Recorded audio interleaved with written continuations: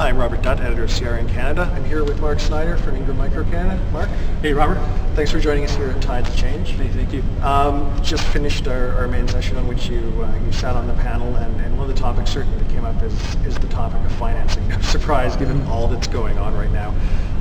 What do you as Ingram see happening on the financing front as far as what resellers are seeing and what resellers are asking for you for? I think the end users have probably put a lot of different demands now on resellers. They're asking for extended terms. There are a lot of tight margin deals out there, and Ingram's always had a team of credit people that go out and understand resellers' business. So they take the time to analyze the file, and because of that we can be very aggressive, I think very creative with a lot of customers.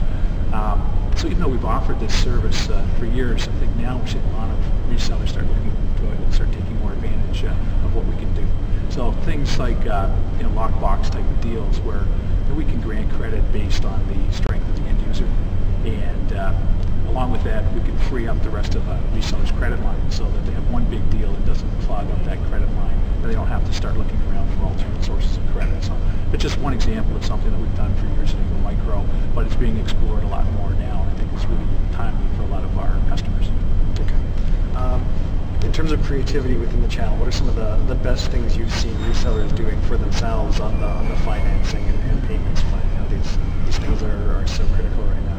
We were talking about this in today's meeting, that to protect themselves and also to help with cash flow, a lot of our resellers are demanding 50% upfront on large deals.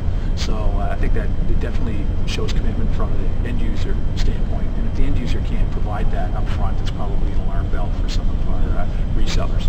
As well, from a cash flow perspective, it helps to they get the other 50% at the time of install and the time things are running, and there's a lot of investment required from resellers before things are ready to run. So I think that's one example of something that's becoming more traditional. It's a little creative now and more accepted among the end user community.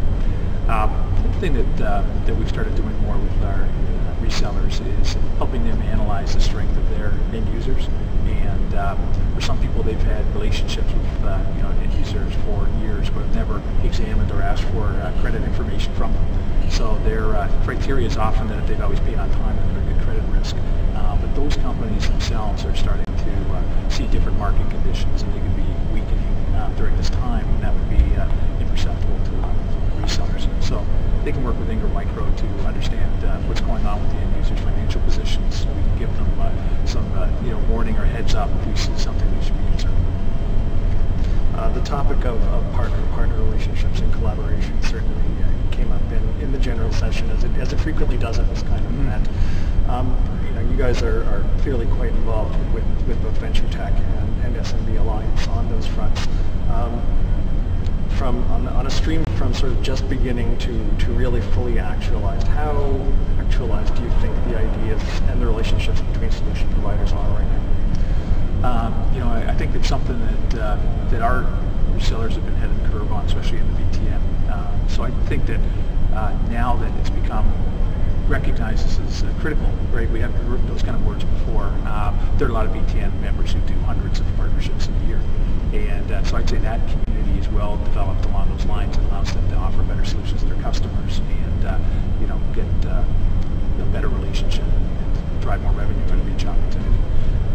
SMBA is brand new now, so that's a new thing for them to start doing this. But as you saw, Paul Dipple last week at our SMBA event provided the guidance that collaboration is key to survival for these folks, and I think for them we saw a lot of attempts at collaboration right at that event at that time, as people were looking for other resellers with expertise in areas that they could use to complete a solution. So great timing for them to come into an event like that, hear from Paul that this is critical, and also have partners